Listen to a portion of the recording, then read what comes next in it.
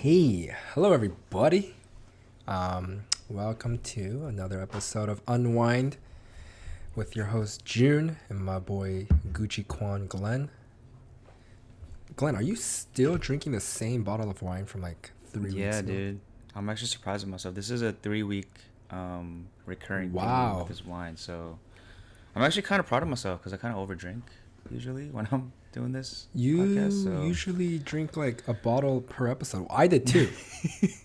I think the first couple, I think I was just a We little would too drink nervous. a whole bottle. Yeah, Mm-hmm. we drink a Well, lot. Today, so I didn't have any alcohol, period. I didn't have wine, but Maku, this makgeolli brand, came in super clutch. They were supposed to send me like drinks, but I didn't know when they were gonna send it to me. But they sent it to me today, but I didn't even tell them I was supposed to be shooting an episode or anything like that. So I almost did it like a sober episode. That would have been Wow, against the rules. I would have been Almost. against the rules. Sorry, y'all, but We're not they allowed came to in be clutch. sober. So today I'm gonna be drinking some makgeolli. I have a mango flavored and a passion fruit flavored. Have you So- tried it? Have you tried it yet? I've tried it before. I've never tried their passion fruits, their new flavor. Okay. To be honest, they look the same. Uh-huh. The colors are very similar. Wow, So I that have looks no fucking idea. bomb. I love makgeolli. Pretty good. Makgeolli's good. Oh, look at the you hear the ASMR? Ice clinking. I had to put some ice because they just delivered it like a couple hours ago. But anyways, cheers. Cheers. Cheers. Hey man, 2 weeks in a row I didn't take a sip. 2 weeks in a row. 2 weeks Oh in a my row, gosh. baby. Wow. We're on to something. Mm-hmm. Guys, change is possible. Change is Oh my possible. gosh. Change is possible, guys. Wait, I think this is a mango. Hold on, let me try the other one. Wait, I think that was mango too. Crap. What does passion fruit taste like? I only know what passion fruit tastes like because of boba. I don't know I don't even know what passion fruit really is. I think I just had passion fruit like yesterday. Like actual. It doesn't have like seeds. I mean, I'm sure. I mean, it's a fruit, so I'm sure it does. Have No, seeds. but it has like a lot of a lot of seeds. Like you eat the Okay, seeds. okay. It's like a crunch. Anyways, I don't know. I think They're both good. They're both yeah. Anyways, good. You think what? nothing. I was gonna go into this whole passion fruit thing, but I don't want to. Yeah, I'm already bored. Yeah, me too.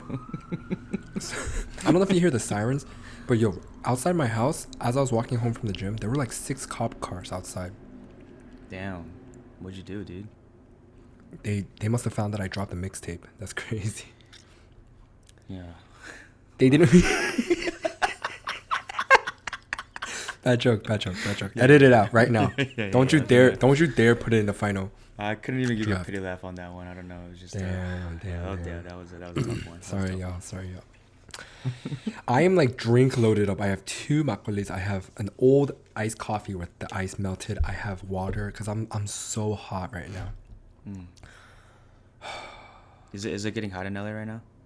It is getting hot. It's weird because it's hot during the day but cold during the night. But yeah, the sun has been strong. Can you reenact? What I- Yeah, So we're tell them the story. so June called me to set up this like whole podcast thing, and then the first thing it does is like, Alexa, turn the lights on. Or how did you do it? Alexa, lights on, please. Alexa. That is not. That's literally what you sounded like. I was I fucking shocked. refuse. I was fucking shocked. You were I was shocked. shocked. That's a strong word. You were shocked. was First shocked. off, that's I not was shocked. okay. First off, that's not what I sound like. That's not what literally it what you sounded sounded like. That's literally what you sounded like. So my Alexa, if you guys have an Alexa, voice command. So I said, Alexa, lights on. But this guy was like, Alexa, lights on. Yeah, that's not. Alexa, lights on. Alexa. That's not. Alexa, please, Oh. lights on. Alexa, please.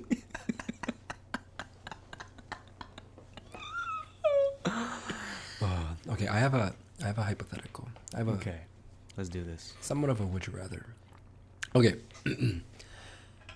This was the question I was gonna ask you the other day, but I told you I want to save it for the podcast. I'm okay. surprised. I remembered mid shower. Very surprised I remembered. But okay, I just want to disclaimer. I want to preface.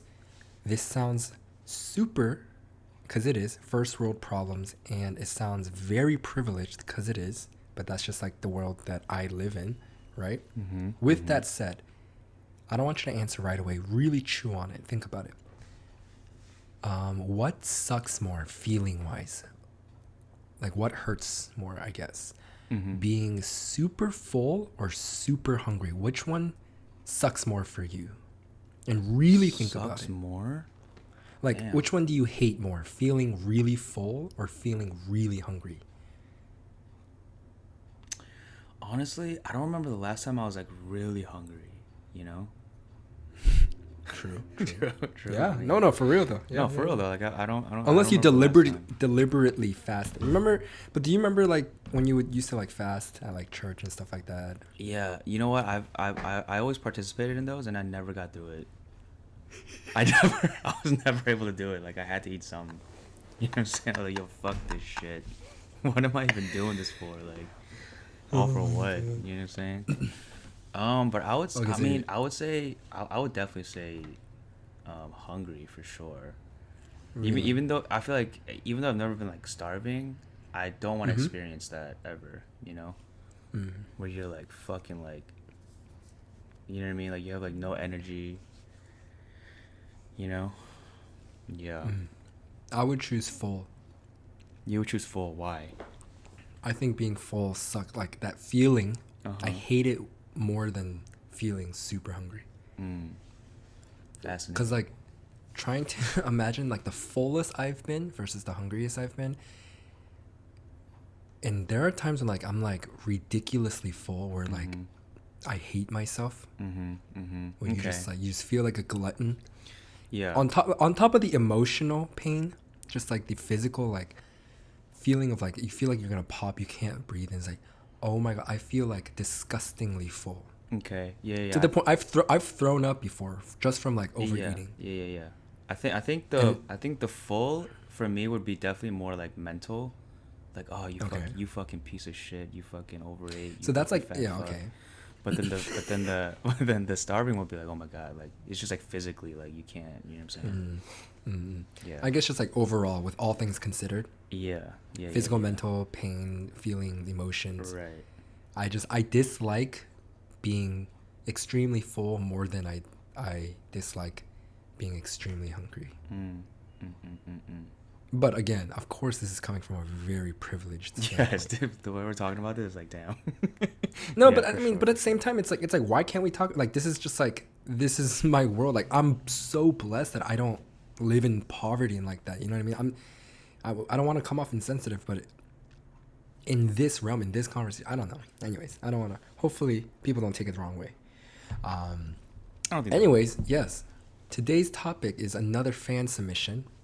So thank you guys that to those that have been messaging us for ideas for topics. But this one, someone messaged Glenn, right? Yes. So should we just read it right now? Let's just go right into it. Okay. Yeah. So this guy, he messaged me and he said he had a topic suggestion for us, and he said, I have a topic suggestion for you guys for your next podcast. Can you guys talk about passions, what a passion is, how to find it, and your take on turning a passion into a career? I would really love to hear your takes on it, as you've both gone down the creative routes, and hence it's a much bigger gamble than someone who has a passion for, say business or something in the non-creative field. And you know what? I'll be honest. When Glenn first sent me this topic, I felt a little insecure to talk about this topic because I almost felt like the only way we could talk about this topic is if we were super successful. But that's the first trap right there. That's the very first trap. Thinking that you have to be X amount of, successful or X amount of dollars in your bank account to be able to speak on something like this, right? Yeah. But I also did realize that there's something very invaluable in the place that we're at, because in a way, we're way more relatable than A-list celebrities or just people that are just like on the top. Because those people, it's just like you can't even relate because they're just like the 1%, right? They're so on top that it's hard to just kind of be able to put yourself in those shoes. And so I think we are at a cool and interesting place where a lot of people on the come up, and also just considering, and also people that are just having these thoughts and contemplations we're in a good place. And so I had to catch myself. But before we begin, I guess we should define what passion is, and we can each give our definitions. Do you want to start? So yeah, I mean, I was definitely thinking about, what passion is to me, and I think passion is definitely, I feel like it's very similar, in my opinion, to like a relationship. I think passion is something that needs to be like nurtured, I think people, or like, I feel like there are a lot of cases where, people feel like passion is something that like, you kind of like are born with, or like you like wake up one day and you're like, okay, I love this, so I'm gonna go for it, right? But in my experience, man, like it's definitely something that I needed to like just kind of like work through, and I'm like 3 years in the game now, doing filmmaking and photography, and I gotta say, like, I really fell in love, like, probably somewhere in the past like 6 months, with like my job and what I do. So there were a lot of moments where I wanted to quit, because I didn't go to film school. I didn't study photography in college, and so that might have had something to do with it. Where like man, like this shit is fucking hard. Like I don't know if I'm cut out for this, but I kind of just pushed through. And after maybe like 2.5 years, that's when I really solidified like my passion for what I do. So yeah, and like when I say like it's like kind of like a relationship, I feel like if you really pay attention to what you love in terms of like your career, like it kind of like talks back to you. You know what I'm saying? Like like I don't know about you, but like it'll give you like these like significant moments, throughout your career, where like it's like, yo, like you're on the right track type of feeling. So yeah, that's how that, I don't know, that's kind of how I see it right now. Just something that needs to be nurtured, that you really need to give it a chance for. Like I feel like people go after something for maybe like 3 to like 6 months and like, oh, I don't like it, so then they like kind of quit. But I would say, I don't know, give it like a good year, you know what I'm saying, and be like, yo, like this is what I do. Like introduce yourself as what you want to be, even if you're not there. Yeah, I would say that's kind of like how I see it. Okay, wow. Yeah, it's interesting. I've never heard it be used or compared to a relationship.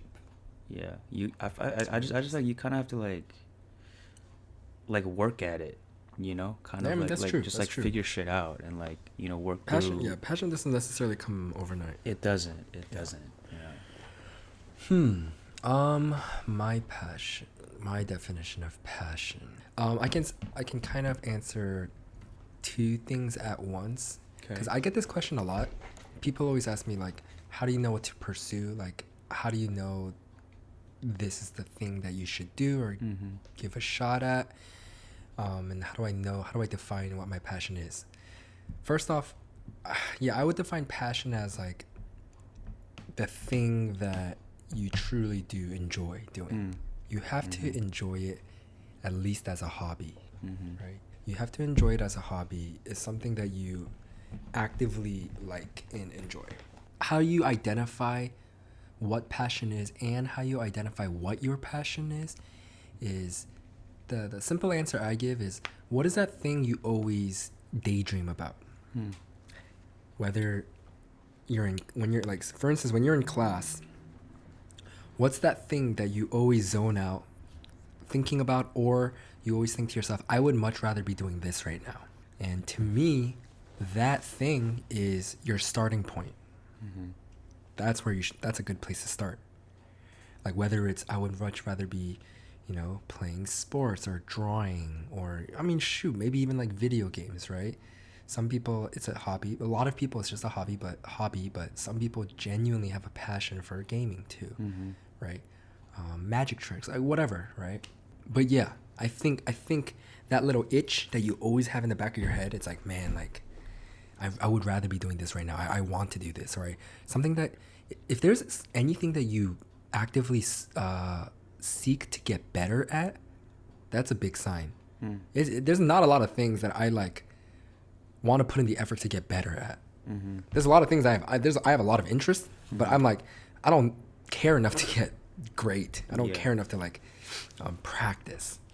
But yeah, first and foremost, you have to enjoy it, and you have to enjoy putting the time in.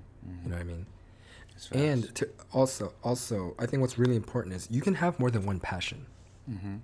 You don't have to have one passion. Some people have a lot of interests. I have a lot of interests. I have a lot of hypothetical dream jobs, right? Especially as I was growing up, but there were so many different things I wanted to do.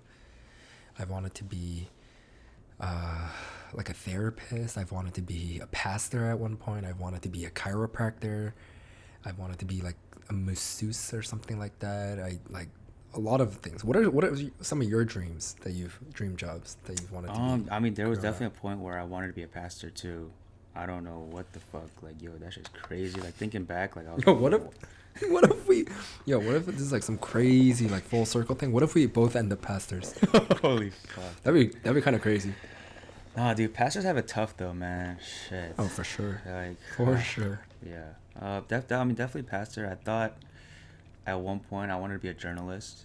I have like a writing background, so that was like one of my first things that I pursued out of college. Yeah, I mean, I think those are the two big like career like those are the two things that I actually considered and like looked into pursuing. But other than that, I mean, when I was younger, the typical like, oh, I want to be a fucking policeman or a fucking, you know, firefighter. At one point I thought I was going to be a doctor, but didn't even come close at all. You know what I'm saying? I fucking failed like my OChem class in fucking college, and I was like, yep, ain't for me. You know what I'm saying? I was never good at chemistry. Dude, that is one thing I just like. science, I was never good at. My mind cannot grasp science at all. I was never too good at science, especially when it came to experiments. And you know, when you have to like, you know, record and document the experiments, like all the hypotheses, you have to like do the test. I oh my gosh, I would get so overwhelmed. You know what I realized? Maybe this is like a part of being like a younger sibling. I'm not good at following directions, I've realized. Okay. It seems is silly. Is it more like you don't like being told what to do, or you just No. Oh, okay. There's no ego, like there's nothing ego involved and no pride. I'm just bad at it. No, I'm dead. It's like I get self-conscious to even admit it. It took me years to like come. So like when you like for science, for instance, like there's an experiment, you just follow the directions, like put in this amount of this, mix this for 10 minutes, or do this, or like do exactly as it says. I can't. It's supposed to be like follow. It's supposed to be like the color like blue, but it turns out like black. Like in your experiment, like, fuck, where did I fuck up? What the fuck happened when I'm supposed to make like liquid, I make some solid. You know what I mean? Like it fucking solidifies. No, seriously, I'm not very good at following directions. It's weird. Yeah. I think I'm good at following directions, but I hate being told what to do. You hate it to the point where it's like annoying for the other person. Not only is it annoying for you, it's also annoying for me. Hold on, let's take a break real quick. Hold on, let me get into this. Let's get into this.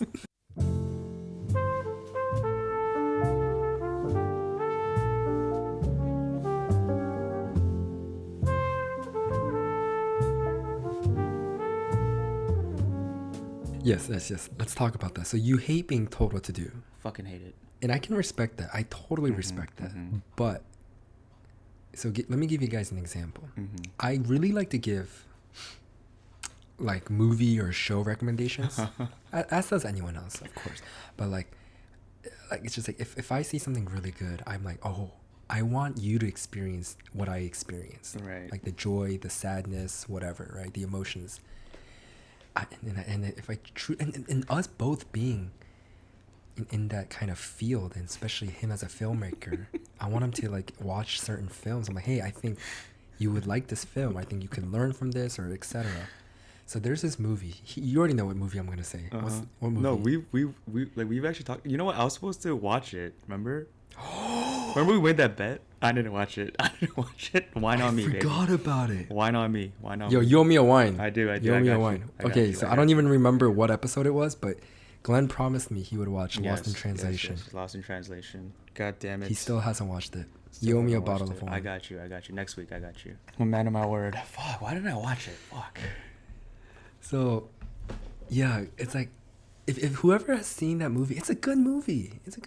But I also don't want to, like, hype it up too much. But I don't know. I guess, like, Glenn, I'll let you speak for yourself. But is it, like, where, like, if someone just, like, hypes it up or, like, hey, like, yo, go watch it. If they shove it down your throat too much, you're just like, you lose all interest. Usually, like, whenever that happens, for the most part, it just seems so overhyped that when I watch it or, like, do it, it's just not as great as what, they've been saying. So, Okay.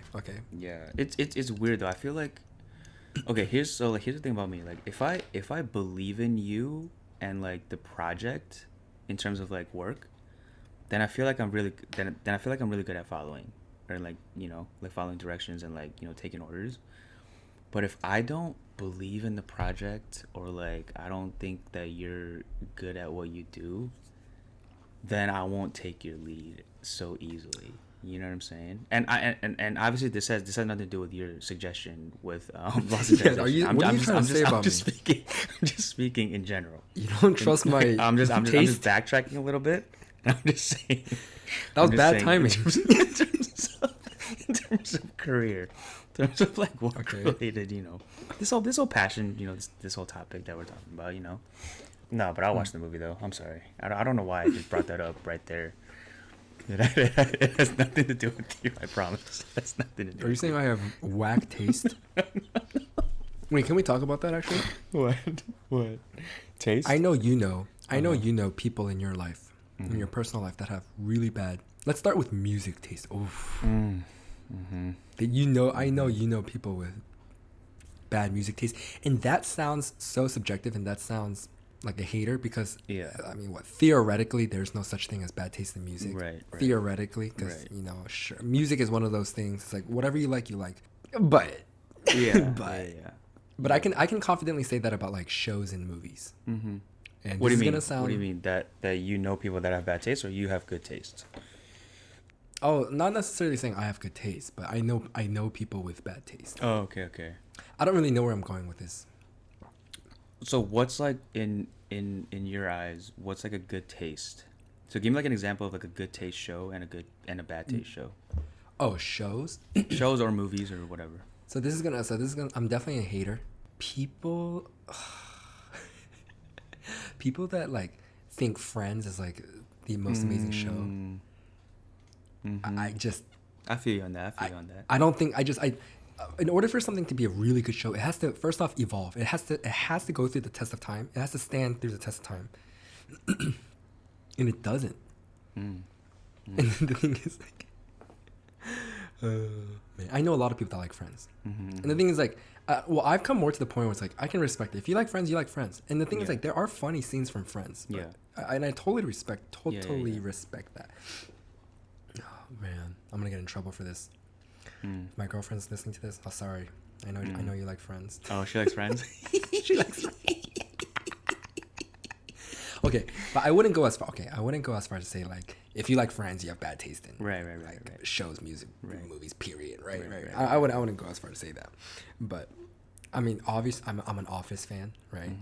Same. I wouldn't go as far to say like I don't think you have to like Office, right? I wouldn't say that. You don't have to, but I do think it is a good show. Right? Yeah. I think BoJack Horseman. I'm watching that right now, season 3. That's a great show. I really like shows that are like these days that make you think, that are kind of like kind of deep, kind of philosophical, intellectual, and a lot of like commentary on just like humans, relationship, social commentary, just like really smart writers that are much smarter than myself. That just like kind of leaves you like, oh wow, you know what I mean? Ozark, good show. Ozark is a fucking good show. Surprisingly good show, and Great that fucking sounds show. that sounds like pretty. That sounds like kind of like offensive, but like I didn't realize Jason Bateman could be such a dramatic actor and director. Dude, he kills it in that fucking show, bro. And the wife, I feel like the cast is just perfect. That cast It's is perfect. phenomenal. I'm really bad with actor names, and which is not good of me. But the wife, I'm gonna look her up. Yeah, she is phenomenal, dude. Laura Linney. Laura Linney. She. Oh my gosh, she's phenomenal. Did you watch the season with her brother, Danny?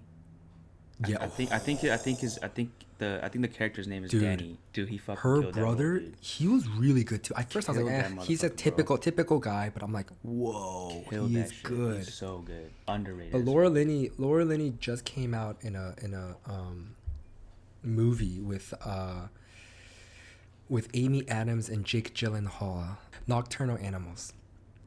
Oh, Really that's rich. that's actually an older film, I think. I believe. Yes, it is. Yeah, It yeah, is. yeah. But it 2016. Yeah, but it just got released on Netflix, I believe. Yeah. Yeah. So her performance, she plays a mom in the movie. She plays Amy Adams' mom, the character's mom. But her performance and like her southern accent, it is good. I haven't seen it. I haven't seen it, but Yeah. It's good. definitely gotta check it I'm out. a huge fan of Amy Adams. I think she's underrated. I think I don't know. I think she's great. I mean, Actually, she's is she? I don't think she's underrated. I don't think. she's won I a don't couple think she Oscars, I think. Yeah. Oh shoot, has she? Yeah. Or like- Actually, or I like take at- that back. Or like at least got like nominated. So I mean, that's I take that back. I don't think Amy Adams can be considered underrated because like, she's in so much and like she's in some like huge Have you movies. seen Arrival? I have not. Dude, oh my god, that movie's fucking amazing. Really? You need to watch it. He's like, so the director is one of my favorites. Okay. He directed Blade Runner 2049. Mm-hmm. I think Dennis he directed, Villeneuve. Yeah. Yeah. Yeah, Oh, it has his- Hawkeye. Yeah, his movies are crazy. Yeah, I love it.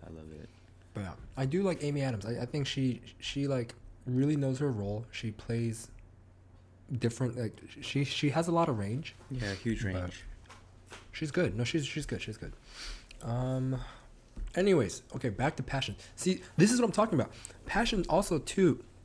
It naturally just comes out in your conversations, right? You can tell when someone's passionate because they won't shut up about it, right? Yeah.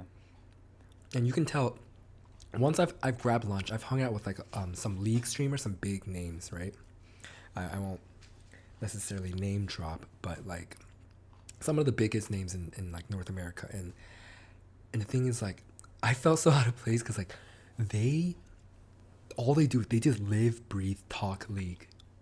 That's what it is. Like That's what it is. at yeah. lunch and the thing is like, man, like that's their life, and I'm sure it's a little different because like their passion turned into their full-time job and like their career, but yeah, I mean like they live and breathe and study that, and they talk about all these things, all these different things. You should have told them about your Morgana, bro.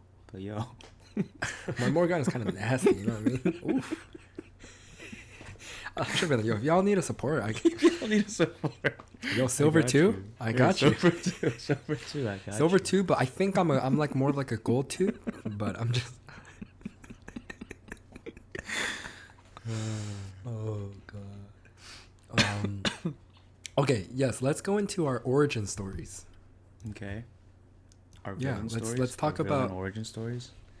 I mean, mine's not a villain origin story. Mine's a superhero story. Fascinating. But you can, why don't you tell us Okay. how you got to where you are today? My origin story. So I guess I'll start with the end of college.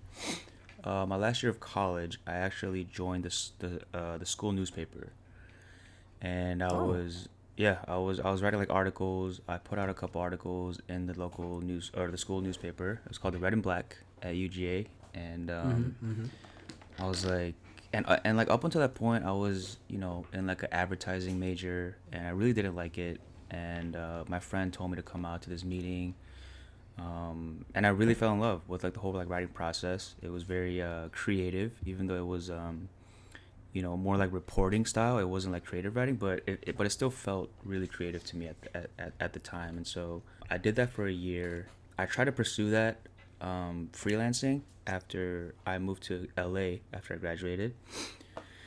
I was doing that for a little bit. I got into like the political realm a little bit, so I was writing a lot of op-ed pieces, which are like opinion pieces, based on like what's going on in the world and the news cycle and all that. And at one point, I got onto a pretty well-known newspaper. It was called the Huffington Post. I don't know if you guys have Hell heard of it, yeah. but Hell yeah. yeah, that was probably my biggest accomplishment. And then I remember there was this one article that I wrote.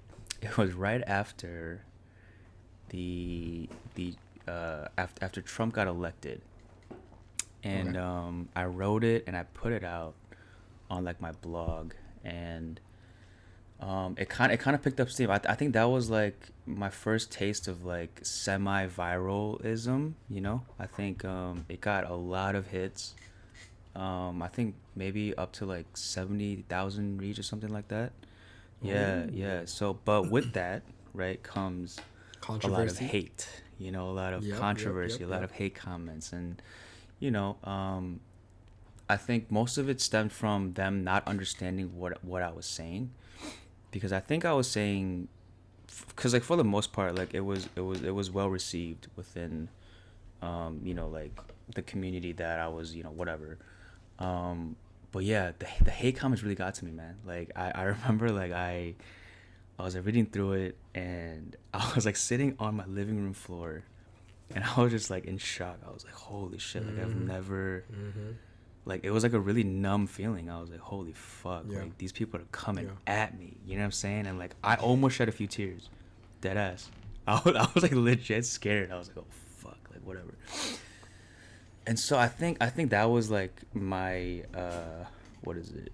I think that was kind of like the point where like I kind of like tried to or I kind of shifted mentalities in the sense that like I think I kind of realized like I'm not really cut out for this, like I don't think I could do this type of work and receive this kind of hate like on like a regular basis, you know what I'm saying?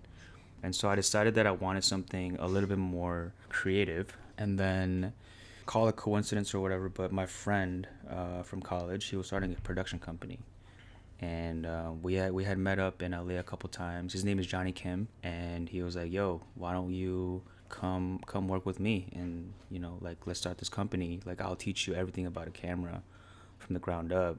And it kind of took some convincing from him and from myself to kind of hop on, but I decided to take that leap, and then I moved back to fucking Georgia. Started the company in March of 2018. First day on the job, didn't know anything about a camera. You know what I'm saying? Like, Wow. yeah, I didn't know shutter speed. I didn't know focal length. I didn't know aperture. I didn't know, you know, how to like what even color science was, and like everything that goes into filmmaking. And so yeah, I definitely gotta shout out Johnny, because without him I would not have a career. You know what I'm saying? Because he really taught me everything I know fundamentally. And so, but yeah, the first like I don't know like year, it was just learning on the fly.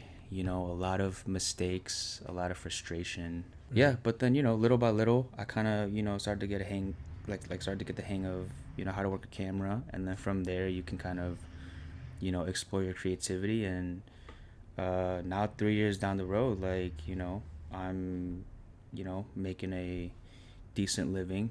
Yeah, it's been there were a lot of times where like fuck, like I was like dead ass broke. Like there was like one point that first year where we were both like, I think like maybe like one more month of like rent payment that we had left. It was really like that. And so I don't know how I did it or how we did it, but we somehow fucking pushed through. And yeah, after that it's been yeah, it's been fun. It's been a really crazy ride. But yeah, 3 years in the game now. So I would say I definitely, like I said earlier, I definitely fell in love like fully with what I do probably like 4 or 5 months ago. You know what I'm saying? So Mm. Snaps. I feel like this is like AA. As we're drinking alcohol. As we're drinking alcohol. It's the AA meeting. It's like, and then after we share our stories and Congrats, we congrats. cheers. Congratulations. Congrats. Cheers. Cheers to Glenn. Oh, we're terrible. Oh, we are terrible. Oh, we're terrible. Yeah, well, go ahead, man. Let's hear yours. Go ahead, awesome. Hi guys, I'm June. Hey June. Hey, June. Hey, June. Oh god. Oh no. My story. I've shared this a couple times, but I don't know. I might have shared it episode 0, but who remembers back then, anyways. So ever since I can remember, my dream has always been a comedian or something. Comedian, acting, and just like entertaining people. I grew up. I was always the class clown.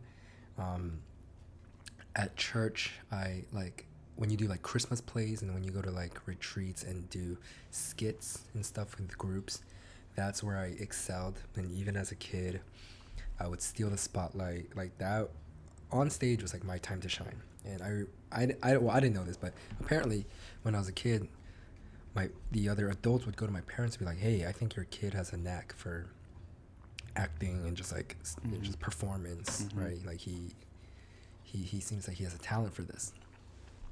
And so ever since a young age, like that's just something that I naturally gravitated towards. But I took a very practical approach. So I went to college, same college as Glenn, and I also studied advertising. And Fun fact, we actually sat next to each other at graduation. Do you remember that? yes, we did. We did. That was fun. That was fun. You fucking made out the fucking Jumbotron and shit. Remember that? Oh, I made it to the Jumbotron. You made it onto the Jumbotron. So like, I remember. So our graduation takes place at our football stadium, and we have like a huge Jumbotron, and I made it on the Jumbotron. Pretty cool. It's my it's one of my like Facebook Profile pictures. not profile picture. You know what's the the banner, the banner the banner photo, the banner, whatever. The banner, the banner, the banner.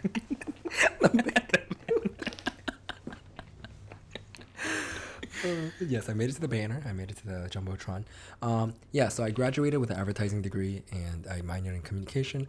I got a really good I got a good internship in New York at one of the biggest advertising agencies in the world called BBDO in New York. Yep. And so I got the summer internship, that a very coveted position, internship that not a lot of people got.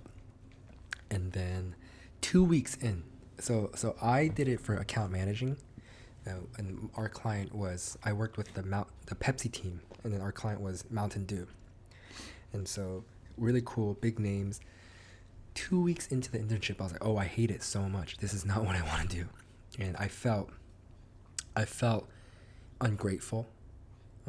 I felt like guilty that it's like, man, I got this internship. Am I being ungrateful right now? Am I being selfish? Like, what about my parents, etc., right? And to no surprise, I didn't get the job offer. I came back home, kind of embarrassed and stuff like that. And then I got a job at a startup company through a friend, like a referral.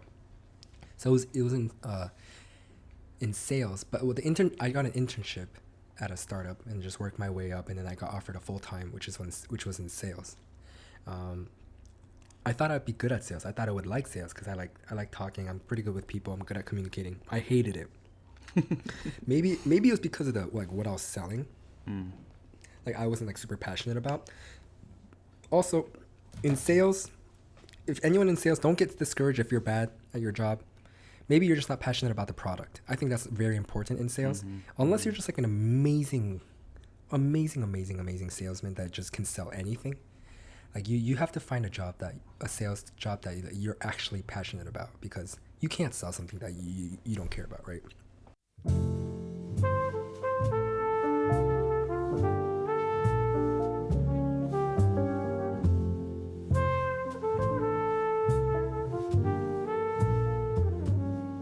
Long story short, So I was in sales, and then I got offered a new position in like as a data analyst, basically. Long story short, I got laid off. I found out that it was a guinea pig project for them. It's like, let's test out this new position to see if it's worth putting on payroll.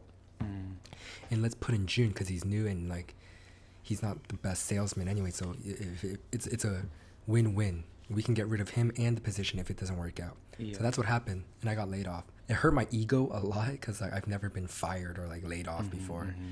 And whenever I tell this story, I'm like, I specify I was laid off. I was laid off with severance. With severance, you know, like, with severance. You know, I wasn't fired. I was not fired. Was not fired. But in hindsight, it was the best thing that could have happened to me because I had a lot of money saved up and all this free time. And so I started YouTube in middle school doing like covers and like I wrote like original songs in high school, stuff like that. And I changed my handle on YouTube on everything to JoonLeeComedy in my senior year of college. So that's when I started to do all those like the YouTube videos, kind of the way that like David So, Niga Higa, Kev Jumba, like they would do that kind of stuff. And then after I got laid off, I had all this time, so I started to make skits. And then I noticed that a lot of short form skits, like the 60-second skits, were doing well on Facebook. So I started kind of doing those. And yeah, I mean, I'm close with my mom, and I always grew up at the dinner table impersonating my mom and my dad and my brother and stuff. And so that's kind of where I started. And so I would literally borrow my mom's clothes and then just like make videos about that, because I saw a lot of like Asian mom videos. I didn't think a lot of them were very good, and so I thought, I was like, oh, I think I can do better. I think I can impersonate them a little bit better, or just my way. And so I started doing that, and then I kind of like, yeah, one of my videos like really took off, and in less than 2 weeks I jumped like 20-something thousand followers. And it was crazy. It was so weird. Every day I would have like 1,000+ new followers. And that was like a cool moment for me. So that in a way was like a lot of validation. And I just worked part-time jobs. I worked at the Apple Store and I worked at a sushi restaurant. I was working like 2 jobs. And then Cinco de Mayo, a friend called me. I went to the Blackpink concert and I took you. I took Glenn. Oh, was that? I had a free. Yeah. I had a free ticket. I had free tickets. I took Glenn. It was a blast. We had so much fun. So I didn't know nothing. It was actually about so Blackpink. I didn't know anything about Blackpink. My sister's a huge fan, and she was so fucking pissed that I went to a concert before her. Yeah, it was so funny, and I didn't know the words to anything. I was like making up shit. I'm sorry, Sora. Yeah, but yeah. After that though, I kind of got into Blackpink a little bit. Yeah. For sure. Yeah. They're dope. Yeah. They're dope. That night, a friend called me. He had already been living in LA, and he knew that I lived in Georgia, and he knew that like I wanted to move out to LA. So I've been seriously considering moving to LA for the past 2 years at that time. He called me. He's like, hey, my lease is coming up this month. Do you want to start looking for a place with me and another guy? And I don't know. Something just felt different at that time. It was like midnight, 1 a.m. And I was just like late night thoughts. I was like, yeah. F it. Why not, right? Yep. 4 days later, I told my parents I'm moving to LA. In less than a month, I packed everything up that I could, put it in my car, my Honda Fit, and I drove by myself from Georgia to LA in 3 days, which is kind of nuts. Like that's impressive for 2 people. I did it by myself, and yeah, that's kind of my story, and I just did it. And I can proudly say I've never had to pick up a part-time job, which is kind of crazy. I had about $10,000 in savings, and I moved here, and just kind of like let's give it a shot. Yeah. And then just bank off sponsored content or MC gigs. There were some months where I didn't have enough money for rent, or like I barely made it. And like I was like, oh crap, I'm screwed for the next month because LA is so expensive. But I mean, yeah, I managed, and I'm here now. I'm living in a studio by myself, which is amazing, which is great. But yeah. So this is like I'm like 4 years. That's kind of where I'm at. And now in LA, I have a commercial agent as well for acting. I am currently looking for a theatrical agent. But yeah, kind of cool. Hell yeah, dude. I'm out here. Hell yeah, dude. It's just crazy. The freelancing life is fucking crazy, honestly. It really is. It's scary. I have the utmost respect for like freelancers. It's a scary life, dude. you're basically freelance too, right? True. Yeah, I am. Yeah. Just, No, yeah, I that would is true. I would say you're definitely freelance for sure. One recommendation is like for me, it's like I took a practical approach, and I like that. It was very sobering, and it was actually like very nice for those of you that have the luxury of like your parents in terms of like if it doesn't work out, you still have a home to go to.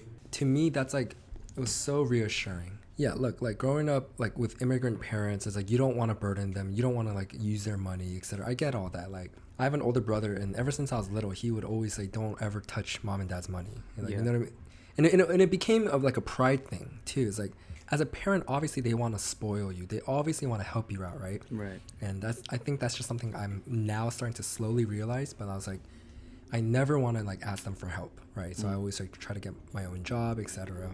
And so in that sense, like I'm proud, but at the same time, it's like, yeah, like having that comfort, having that safe zone, like a fallback.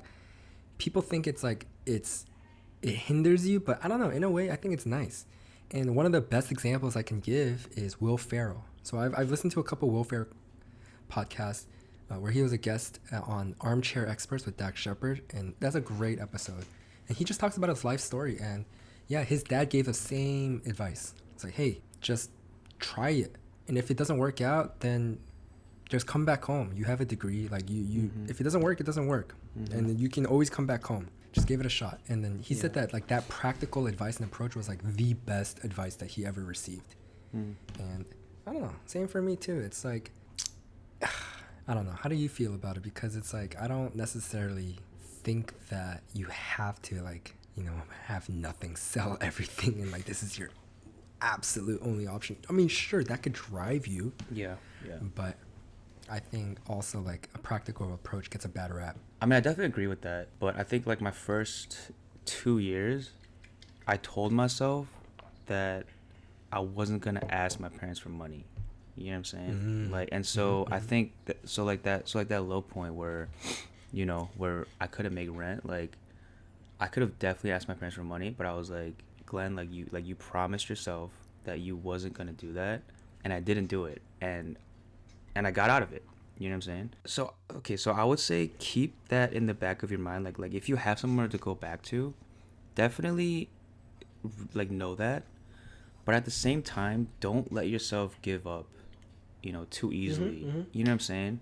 Like really drive in that point where like if you feel like you want to do this yourself, then really do it yourself. You know what I'm saying? Because I feel like when your back is up against the wall, I think all humans have something in them, you know what I'm saying, that kind of like drives them to somehow just like figure shit out. You know what I'm saying? Like in one way or another, figure shit out, right? But also, you know, I don't think there's anything wrong with, you know, moving back home. Like right now, I'm actually back with my mom, because like once the pandemic hit, you know, it got kind of tough. Like I was living out, and I just felt like I was wasting money. So I came back. You had like personal stuff going on, you know. Yeah, like, you know, a lot of like personal stuff too. And you know, I'm like 28, and like at first like I kind of like had that like like, you know, like I don't want to be that 28-year-old, you know what I'm saying, like living, you know, in like my mom's, you know, spare bedroom. But I mean, I think like you said, like it's for me right now, I see it as very practical. You know, I've been saving a lot of money, and I plan on to move out, you know, to LA, you know, soon. So because if you really want to live this life, like you kind of have to have some grit, you know, and some kind of you know what I'm saying, like that grind. Grit's like, a good word. Yeah, just like that kind of mentality. So if you really have to, then yeah, you know, fall back on your into your safe area. But yeah, kind of like exhaust all your options. You know, that's what I would say. Yeah. I don't know if that's good advice, but I think it's more than like your pride aspect. I think it'll kind of help you see yourself in a different way too. Like if you like get out of those holes, it's like, damn, That's true. like I really did that. You know what I'm saying? And I think it'll give you more confidence to, you know, keep That's pushing very forward. true. And That's very true. I think the next time that come around, you'll know what to do, you know, and like you're kind of more experienced. Yeah. And so I think that's a great way to put it. Yeah, I think that's like a great addition, and yeah, kind of like using it as like a last resort. yeah, I mean, I think a certain aspect you have to kind of prove to yourself, right? Exactly. You have to even like you have to prove to yourself that you can do it, that you have the capability, Exactly. because so many Exactly. times we are our biggest critic, and Mm-hmm. so much of our insecurity is like it's so in your head, right? Mm-hmm. I suffer like I don't want to make it sound like I have like some like chronic disease, but I have a big issue with like low confidence, and Mm-hmm. people have a hard time wrapping their head around that, especially when they first meet me. They're like, Mm-hmm. "You, Mm-hmm. Mm-hmm. you? I've seen you on like, especially when people see me on stage, people see me on my videos, and it's like, dude, like you do these stuff, and like I've seen you on stage, and yeah, like that. It's weird because that's my comfort zone.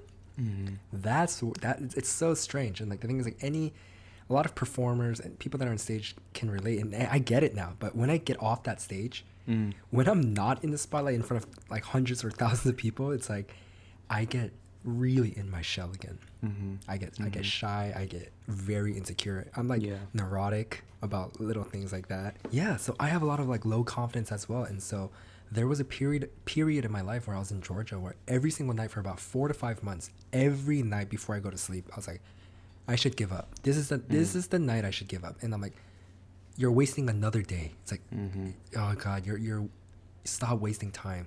Oh, do you not care about your parents at all? Mm-hmm. You know what I mean? Like your parents are only getting older, Mm-hmm. and my parents work one of the hardest jobs physically. Like they own a dry cleaners, right? Mm.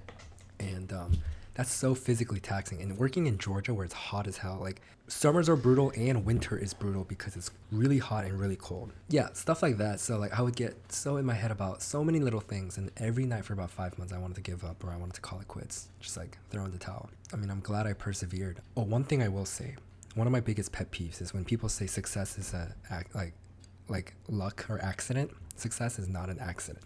Mm-hmm. No way. No way. Yeah. And the thing is, like people look at the greatest. People look at the LeBrons. People look at the, you know, like the Jay-Z's, the Kendricks, all like whoever your top idols are in any field.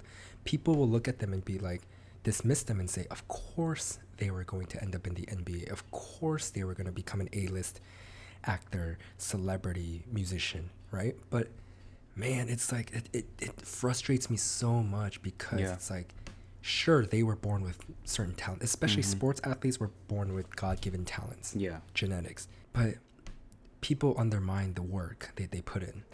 And the thing is, it's like what helped push me through is like even the greatest, even Eminem is one of my idols in terms of like, you know, music. Mm-hmm. Every person that got to where they are today, there was a period in their life, or years in their life, where they were like, I don't know if I can do this. Mm-hmm. I don't know if I can make it. Yeah. Maybe I Yeah. should just give up. Yeah. And in a sense, like we're all on this. That kind of like puts them at the same level. And so like that thought really helps me a lot. Mm-hmm. That the Michael Jordan, like even Michael Jordan, I'm sure at one point he's like, I don't know. I'm like, oh, man, like I don't know about this. Like, can I really make this? No, no. I mean, that- Michael Jordan got cut from his high school team. Got cut Freshman year. Yeah. Yeah. He didn't make the team freshman year. Knowing that, it's just like, man, that's so reassuring. And there has to be this kind of confidence about yourself too. Like I have low confidence, but at the same time I have so much confidence in myself in another sense. It's like I truly want to be like A-list. Like I want to be like Hollywood. I want to be like, you know what I mean? Like the next superstar, right? Yeah. But I don't necessarily like saying that in public because it's like I'm scared, right? And I don't like want to like say all these things and you know not get there. But yeah, that's the duality. I'm like, oh my God, I'm so insecure, but at the same time I'm like, I think I have the it factor. I think I was born with something. And for me, the way I see it is like if you believe, so I believe in talents. Sorry to cut you off, Glenn. I know you had something to say. No, you're good. But here's my last thought on this. I believe in innate talents, and I truly think that my sense of humor is just like a God-given talent, and my ability to entertain is just like something I was born with. Mm-hmm. Right? Sure, I nurtured it, but I was born with that talent. And for me, the way I see it is like, it would be a waste if I didn't pursue that. If I think that I was given this talent, right? To me, that's the best way to live my life. That's my purpose. Mm-hmm. And if I fail, then at least I can say I tried. Yeah. And that's my biggest fear. It's like the what Mm-hmm. ifs, right? Yeah. I don't want to live. I would rather try fail miserably and just go back to a whatever regular job, but at least I can say that I try. I gave it my all. Mm-hmm. But yeah, I don't know. Yeah, Yes. I mean, I would definitely agree with you in terms of like, cause like all those moments where I wanted to quit, like I just knew that I would regret it, the next day. You know what I'm saying? Like I just know myself, and I know how stubborn I am, and like I know like, cause like I know like where this could lead me, and like what type of life I could have, right? And I think if I think in those moments I'm like, yo, if you quit now, no matter how sucky the shit is, like the situation is, I just know that I would regret it, And I think that's what kind of kept me going, Like I hate, just like the idea of regret, and like, cause like I know what that can do to a man, when they're not doing something that they love, like as a job or a career. Like I've seen it in my dad, growing up. You know what I mean? Like cause he's told me, recently actually, like my last time I went to Korea, like he told me like, what he really wanted to do, and I was like, damn, like, it's just so different from what you're doing, and like I feel like that might have been, where all those like shitty moments came from, in terms of like the father son dynamic, and so, yeah, I mean, I definitely know what it could do to a man, you know what I'm saying, and I definitely don't want that. And I think another thing I want to touch upon was like I feel like people, especially in the creative field, I feel like people pursue a certain career or a path because they see the end product, right? So like they, if people want to watch a movie or make movies, like when you watch a movie, the movie is the end product. When someone wants to become an actor, the acting in a movie is the end product, but they rarely see the million steps before that. I think that's where people kind of maybe give up on their dreams because they don't like the step before that. You know what I'm saying? Exactly. And so yeah, listen, if you're listening to this and like you're wanting to pursue something creative, especially in the creative field, like you're gonna do a lot of things that you don't like. You know what I'm saying? So like for example, like when it comes to my career, like there's a lot of business that goes on. There's a lot of logistics, like organization, things that like I really don't like and that I'm not very good at. And so people have to keep that in mind too. Like there are like just because you're in a creative field doesn't mean that it's easier than a business field, right? Or like starting a startup or whatever, because there is definitely going to be a lot of business, a lot of rejection, a lot of negotiations that don't go your way. You know what I'm saying? All the fucking nitty-gritty fucking detail shit before you actually shoot something. You know what I'm saying? So if you want to do something that you love, there's going to be a lot of things that you have to do that you don't like as well. So it's not all, butterflies and rainbows and shit. You know what I'm saying? There's going to be a lot of, shit that you don't want to do. So no, yeah, I actually think that's a good to touch upon, and just to give some 2 cents, some advices from like our fields. So for acting, I really want to emphasize this. For those of you pursuing acting, let me first ask you this. Is your goal a content creator or an actor? Mm-hmm. I say that because you need to know what your end goal is. Mm-hmm. If your end goal is a YouTuber and content creator, I mean, that's fine. That's perfectly fine. But just, there's a difference. If your goal is to be an actor, acting is your number one priority. Mm-hmm. Your number one. Because those are two very different careers. Very different. Very and different the thing careers. is, like, it can be different. I mean, it can be synonymous, where like you can be an actor and a content creator, right? But your end goal, what is your end goal? Are you trying to be like a YouTuber, like a streamer, or are you trying to be like an actor? It's a very, very different, right? Mm-hmm. And so here's why I say that if you are trying to be an actor, there's no way around it. You have to take classes, unless you're a DiCaprio, unless you're Brad Pitt, Joaquin Phoenix, the Jake Gyllenhaals, like the these amazing childhood, like just phenomenal talented actors, there's no way around taking classes. You really have to get off your high horse. Chances are you're not good at acting. Mm-hmm. No matter how good of an actor you think you are, take a class, put yourself in front of other people and see how good you think you are. Acting by yourself in front of a camera, in front of your phone, and acting in front of other people, completely different. Because when you're on set, like there's literally like dozens of people that are doing something else, but they're watching you. So like that's like a different element. You know what I'm saying? So and let me and so you know this. Yeah, you know I do. This I do know this firsthand. You've been on firsthand. set, and the thing is, like, let me ask you guys, how many times have you watched TV and you're like, dude, I could do better. I could act better. And maybe you could. Maybe that person that you're watching is truly just not good at acting or not giving a good performance, right? But you got to realize the bigger the set, the more people. There's so many eyes on you. So many fucking eyes on you. People say record. There's so many people watching you recording and then people next to you and this and that, right? And so, yes, you have to take acting classes. You have to try to become better at acting, and that's like your priority, right? If you're just gonna if you're hot, then that'll take you pretty far too. Sure, like this industry, like if you're like, yeah, in this industry, if you're hot, it'll take you pretty far. You can be pretty mediocre at acting, and it can take you very far. And anyone can name, you know, tens and 20s of names of celebrities that have made it pretty far that just can't act, but they're hot. I'm being a hater, right? So I'll dial it back, but you get my point.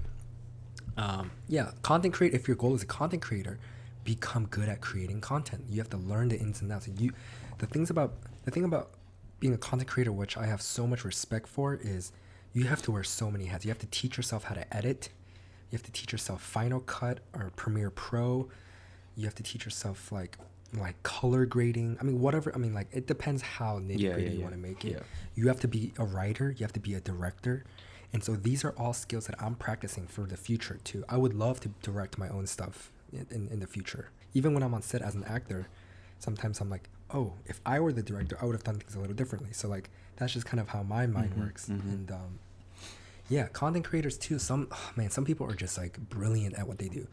I think Video Game Donkey, one of my favorite creators, YouTubers, like, he's a genius. He's like amazing at what he does, right?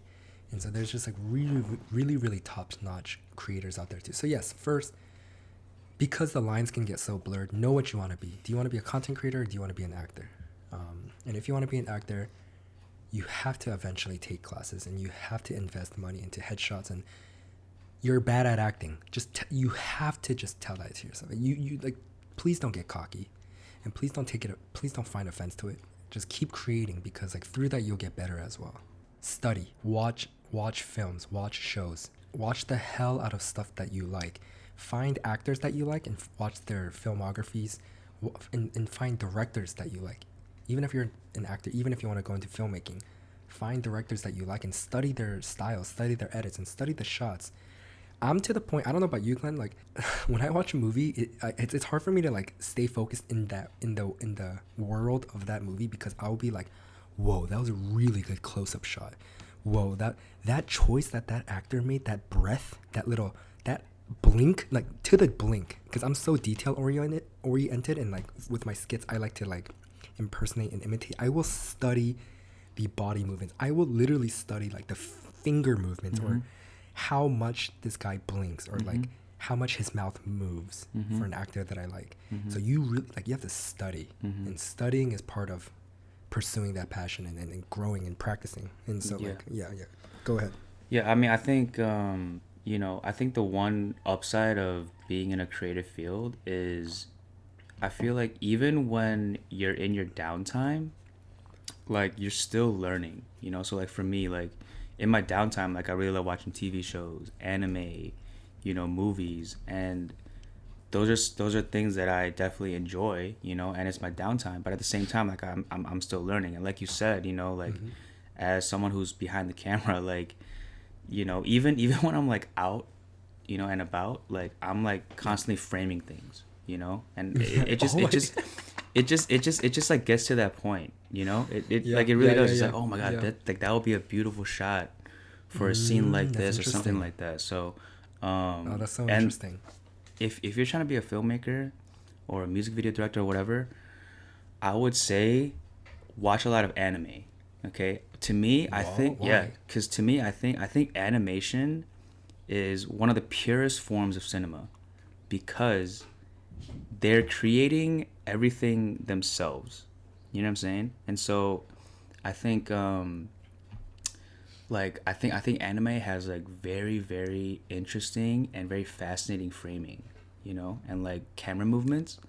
And so like things like Attack on Titan, like I really love Attack on Titan and like how the cinematographer for that show like frames things like it's like framings that I've never seen before, and like it kind of like puts you on like a different creative mode too. So I would say animation and anime is very good for learning how to kind of like switch it up in terms of like like breaking the rules or trying like trying different framings and like what that framing can do for like emotion and how to relay a message, you know what I'm saying? So Yeah.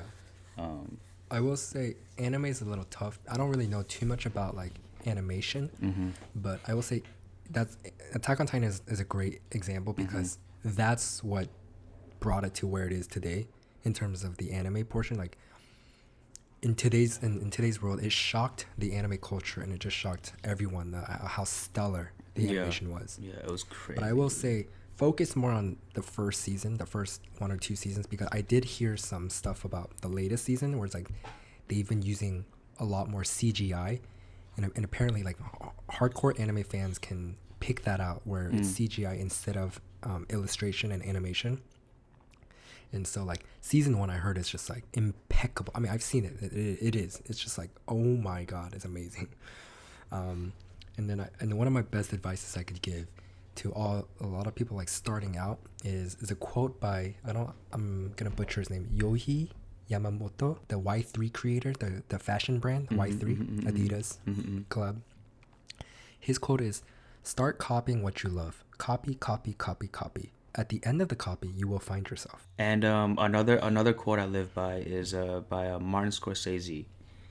He is a legendary director. I'm pretty sure you guys all know him, but he has this one quote. He says, "Your most personal is your most creative," right? So like, Mm. create things that you really know.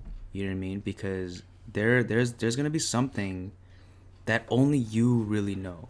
You know what I mean? And like a story that you only really know. You know what I'm saying? So I've Yeah, been I've been, I've been trying yeah. to live by that too, like trying to channel my own stories and stuff like that. That's true though. That's But true. yeah, That's very true. Your yeah, best work will come out of like some sort of personal yeah. place. Personal trauma, personal experiences. Mm-hmm. Because Um, I feel like that kind of breeds originality too. Because like yeah, yeah, it's yeah. your own story.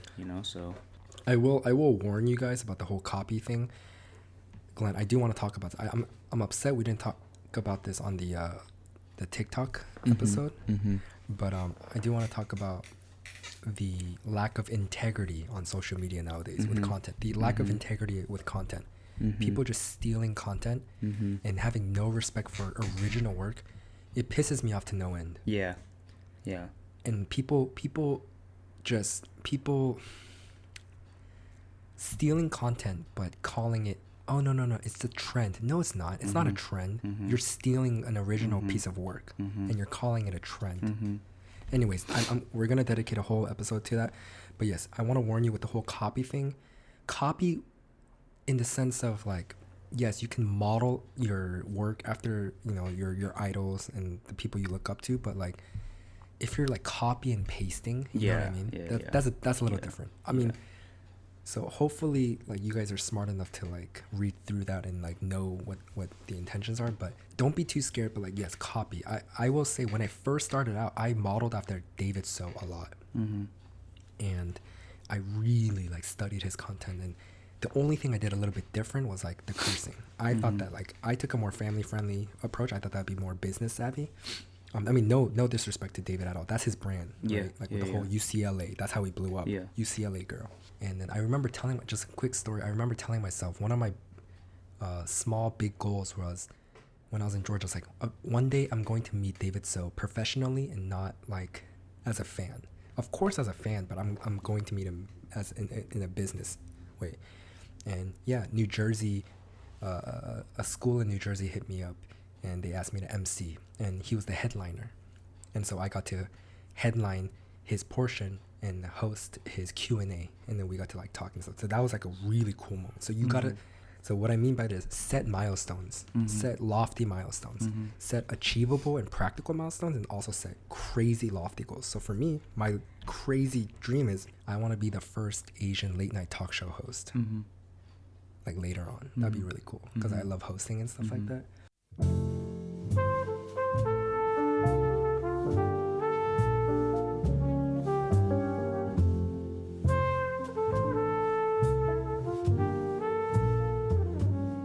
In any creative field, you're going to have like those milestone moments, you know, like those like kind of maybe not even like huge moments, but like maybe it's like, you know, while you're on set, like you have this moment where you're like, oh, you know, like this may be like a significant moment for me. And for me, you know, I constantly look back at my work in those moments whenever I'm feeling down or whatever I'm feeling unmotivated, and be like, oh, hey man, you did this a year ago, so like you've improved so much more, you know, just like things like that. Like there's gonna be those moments, and so yeah, keep those moments close, because I think for me at least, a lot of, you know, my career is like a mental battle, honestly, you know. Oh my God, yes. You know what I'm saying? Yes, thank you. It's like it's just more mental than anything. It's like, oh, like I don't feel confident today while I'm shooting or whatever. But yeah, I think as you know, gain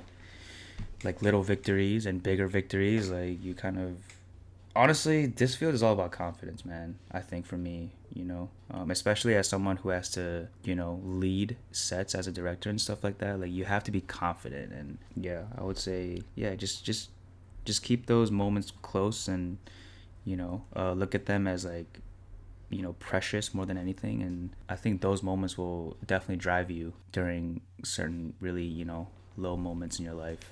So dude, you brought up such a good point, and you're reminding me so many points I wanted to make. I think the number one thing in terms of like, let's just say like acting, right? To become like a Hollywood actor or whatever, any field, mental fortitude, like your mental strength is the number one. That's why I don't think success is an accident. It's like, because like I think one thing that every single person at the top shares is their mental game. Think about an athlete. Their mental game has to be so strong. They have to be confident. They have to think that like they're the best. They're the best. Yeah. And the thing about like the whole director thing, I was listening to an interview with Sofia Coppola, like Francis Ford Coppola's daughter, the Godfather, like arguably the greatest director of all time. You know what I mean? And she shared a story saying, yeah, my dad would go to set, and for the Godfather, one of the Godfathers, he said that like the first day of set is always the scariest for as a director, because like the first day all eyes are on you. They're like, okay, what do we do? And it takes an extreme level of confidence to be able to collaborate and even ask for suggestions and ask for help as a director. It's like, what do you think? Like to talking to your assistant director or talking to your actors, it's like, hey, like, what do you think that we should try, or this or that? And then hopefully this is sobering for you, but she shared a story about like her dad, like on the set of Godfather, the first day he went, he's like, I have no idea what I'm doing. Him, of all people. He said that on the first day of set, there was a moment where he was just like, I have no idea. And I saw this like Facebook post a long time ago, just like pictures of like with subtitles of, I'm blanking, I'm sorry, who's the guy that created like Spirited Away, like all of the films? I don't know his name either, but I do know who he is though. Yes, Yamamoto or something, or something like that. Miyazaki. Yamamoto. I had a slightly racist moment right there. I'm not gonna lie. Glenn did this thing. So me and Glenn were at a coffee shop in Georgia. That reminds me. Me and Glenn were at a coffee shop in Georgia, and this guy, and then like an acquaintance that I have came up to me. He's like, "Yo, June, what's up, man?" I was like, "Oh, yo, what's up, bro?" And then him and Glenn I've never met. I was like, yo, oh, this is Glenn, by the way. And he's, oh yeah, Glenn, I've seen you online and stuff. It's like, yo, what's up?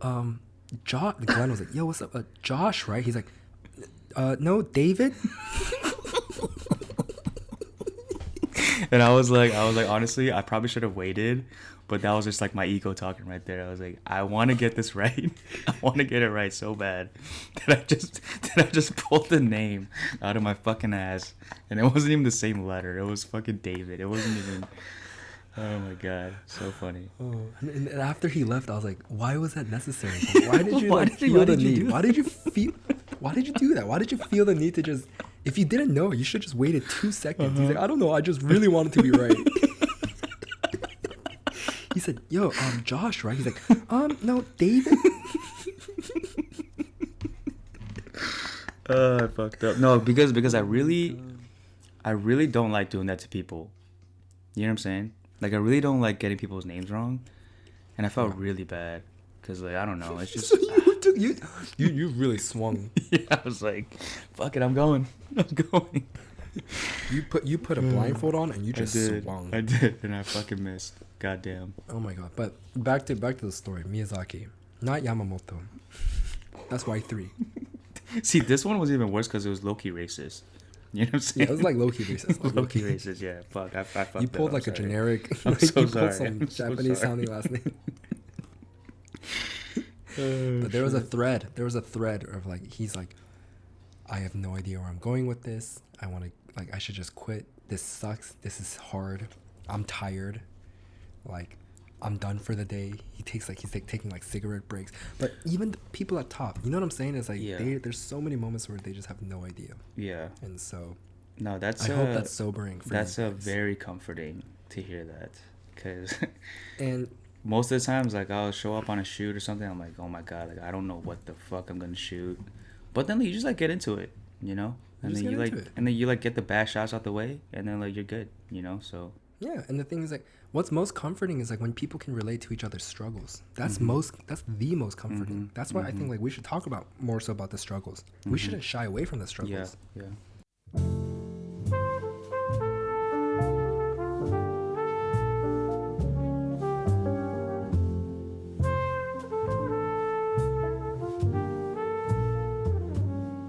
Okay, so the last segment of how do you turn a hobby into a career?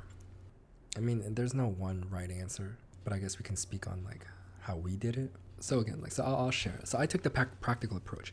I would say my advice would be practice the hobby, nurture the hobby, and then you need to make money, right? Unless you have the luxury of like living at home or living off your parents. If that's the case, then sure, like, then really milk it. Like, if you have the luxury where you can live off your parents, then if that's your situation, then you better take advantage of it and really like work on your hobby or whatever, like building your craft, because that won't last forever. You need to make income to eat and to survive and to live, to have a roof over your head. And so work a part-time job, work a full-time job, whatever you need, but you need to set aside time in terms of working on your passion projects. And so yes, create passion projects and then work on it, and don't put so much emphasis on it. That's what I would say. Don't put so much pressure. If you put so much pressure from day one, treating it like some sort of a career, yet you'll want to kind of give up, because like you won't find joy in it anymore. And so like keep doing it. And the thing is, like, once you get paid for your hobby, that's when it's like there's a turning point there. Once people find worth in your work where they're willing to pay money, that's a big sign. And I will say that that's when you start kind of like considering, and then start doing like more and more, you know, gigs like that. But you have to do a lot of free work. That's just the nature of the business, of any business really. You have to do free work. You have to get your name out there. Depending on what your career path is, like, you have to build a portfolio and you have to build a resume. So with acting, save up money, take classes, get headshots, get professional headshots. Please don't ask your friend. Please don't ask your photographer friend just to take your headshots. That it won't cut it. I promise you, acting headshots are different than regular headshots. It's not a LinkedIn headshot. Acting headshots, you have to get an acting photographer. I don't want to get into all that, but you have to get an acting photographer for an acting headshots. If you don't know why, look it up. But like, they have to capture like images, like they have to capture like characters and different things. But yeah, get headshots, take acting classes. And yeah, keep create content. That's one of the best ways to get better as an actor. Create content, create your own stuff. Definitely free work. I think I definitely agree with that. I think, don't have too much pride in terms of like, if you're not getting paid, you're not going to work. I think I've come to that realization pretty recently. Like I've been putting out a lot of passion projects. So that's like kind of like the theme of my life for this year. Like I told myself that, I'm going to put out, a lot of passion projects that I'm just doing for free and that I'm just collabing with, and that has actually brought in a lot more work too. Just like through Instagram, like posting through Instagram, they're like, yo, this is dope or whatever, let's collab on something, or like, what's your rate or stuff like that. So free work is definitely something that you should keep in mind, especially when you're starting off. You know what I'm saying? Because no one knows you. You don't really have a body of work. Like you're gonna have to build your portfolio in some form or fashion. So free work for sure. And then I would say in a creative field, right?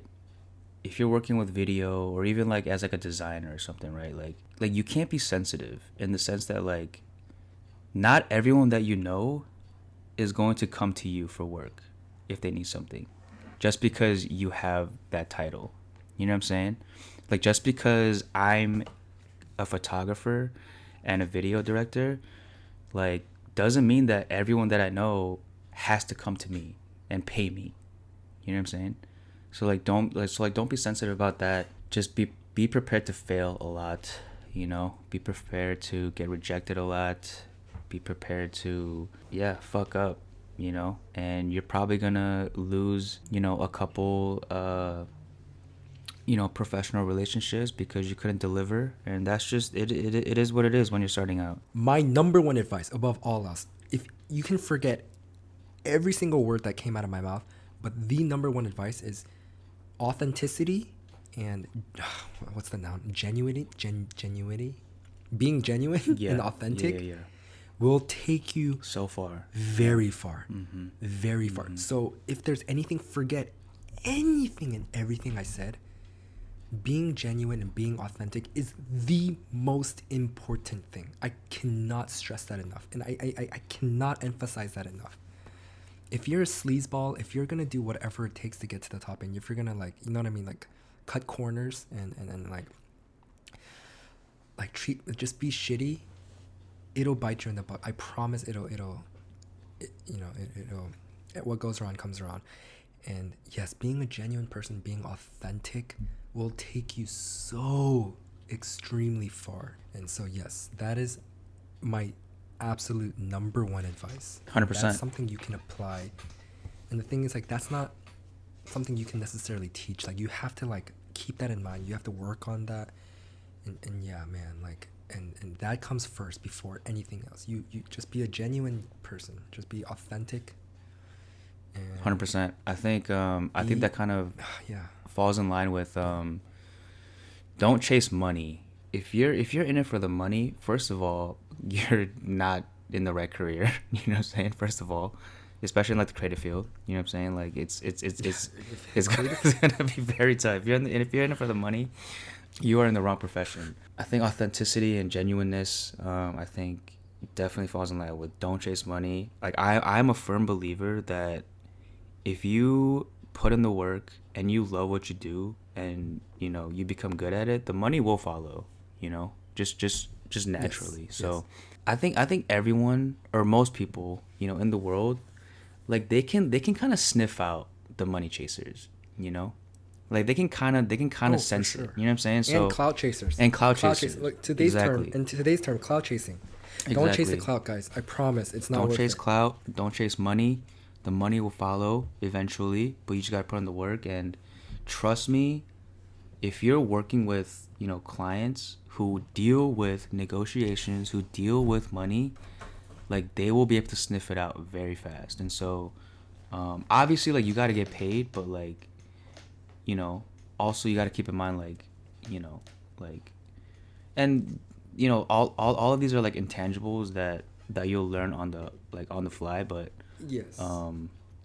yeah, just try not to make money the first priority. Like, if you're in a creative field, you should be doing it because you just love creating content and creating something, that you're passionate about. And so So that's the thing. That's what's scary. The thing about, I think a lot of people know about the creative industry is like, yeah, you're not chasing the money, but the money equivalent to this industry is the clout.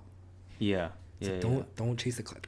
That Yeah. is the money equivalent of this industry, because Yeah. clout is a drug, man. Yeah. It is scary. Clout will cause Yeah. you to do some nasty things, like Yeah. be a nasty person.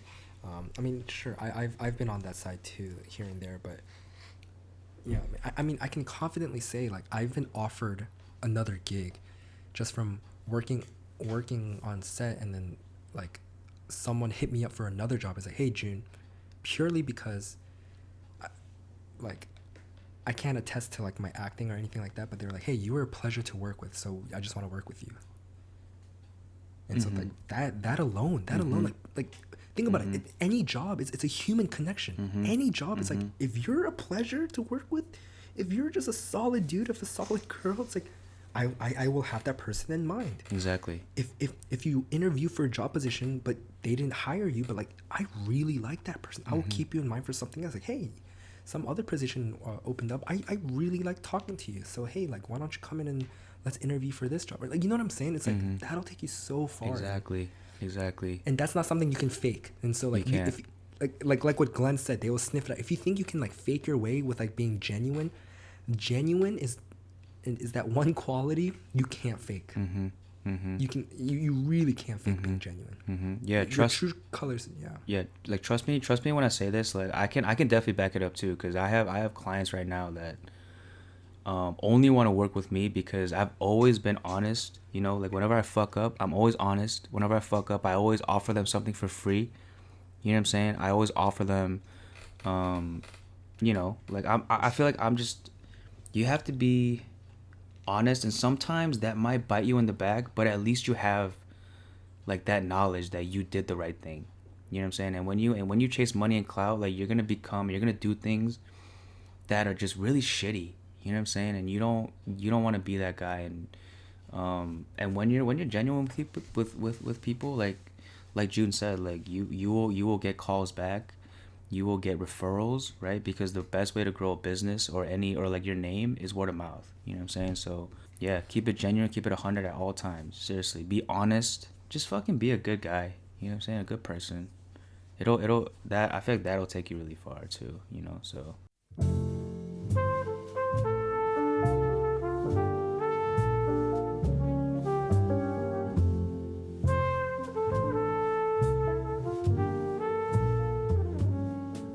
Wow, that was whew. That was hot. Was that hot? I didn't expect Was that this. That was hot. Oh, wow. Just be a good fucking I'm person, turned dude. up. Don't be a piece of shit, dude. Seriously. Because there's gonna be a lot of people that are pieces of shit. And the thing about this industry, word spreads quick. Word spreads very fast. It's actually a smaller industry really than you think.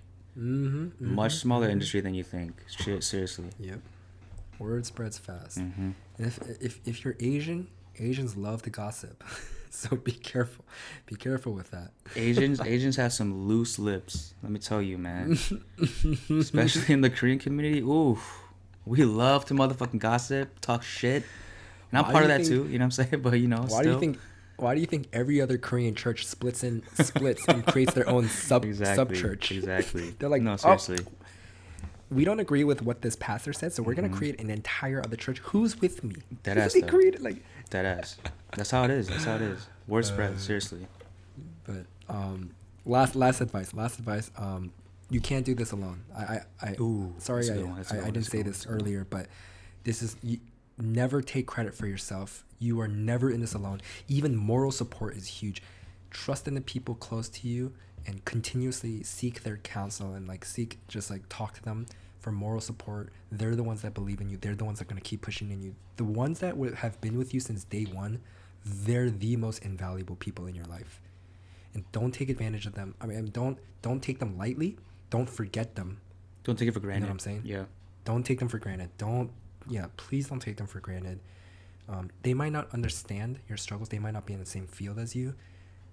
You need people in your field to be able to confide in. That's very important. But don't forget your day ones, please. And in this industry, especially creative industry, you will never make it alone. Mm-hmm. Never. It's facts. Never. Straight ever, facts. ever. Facts. So just like throw the cockiness away. Just throw that entire cock away. You know what I'm saying? Yeah, just throw your dick out. Just chop it off. Get it out there. Just like throw the cockiness cock. Like just throw it out the window. Just chop it off.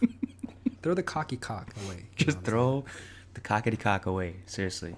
Chop your dick off. Chop your dick off. Throw it out. Welcome. Thank you for tuning in to this episode. Remember, chop your dick off. Throw it out the window. That reminds me of the Key and Peele episode. You can fly. I don't remember that one. The sports press, he's interviewing a sports guy at the very end. Oh yeah. I want to speak to the kids. You can do anything. Yeah, great. You can literally fly. You can jump off a building. You will fly. You will grow. He's like, oh no, maybe not that. Oh, I love Key and Peele. Anyways, that's it for me. Yeah, that's it for me too. We talked a lot this episode for sure. We talked a lot. But yeah, this isn't an easy topic. This is tough. But yes, persevere, guys. Please have hope. We both struggle all the time. Hopefully, you guys got some stuff out of this that helps. But yeah, pursue that hobby. Give it a shot and just treat it as a hobby for now. And listen, just to give you guys perspective, June's been in the game 4 or 5 years. Yeah. I've been in the game 3 years, and we are still very early in our career. Okay, so dude, I'm a nobody. These things take fucking time. It's gonna take time, especially in this field. So, yeah. Yeah, I think be in it for the long run. You know what I'm saying? For sure. Oh, and there's a beauty, and we literally keep doing it. We're gonna end it. Like people are ready to end it. It's like, god damn it. No, but I believe in slow success, because if you blow up too fast, you're gonna be a Justin Bieber. Let me clarify. I love Justin Bieber and I love his story, but he admits he blew up way too fast and the fame got to him. Yeah. Slow success really breeds character, and just it keeps you authentic. It keeps you grounded. I feel like it makes you appreciate the money that you'll gain and the notoriety that you'll gain too. So yeah. There's a statistics with NBA players, how many people go broke because they go from 0 to 100 in terms of the income, the salary. And I heard nowadays it's required for NBA players to take classes on financial as they should. It's very important because you're just gonna blow it all. But anyways, yes, that's it. Thank you so much for all your suggestions to the guy that sent this question. Feel free, please keep submitting questions. Follow us on TikTok. We have a TikTok now. We'll be posting highlights. But thank you for all the people that have been listening, subscribing. And yes, please keep submitting questions. We love answering your questions. And till next time. Alrighty. Alrighty. Toodaloo.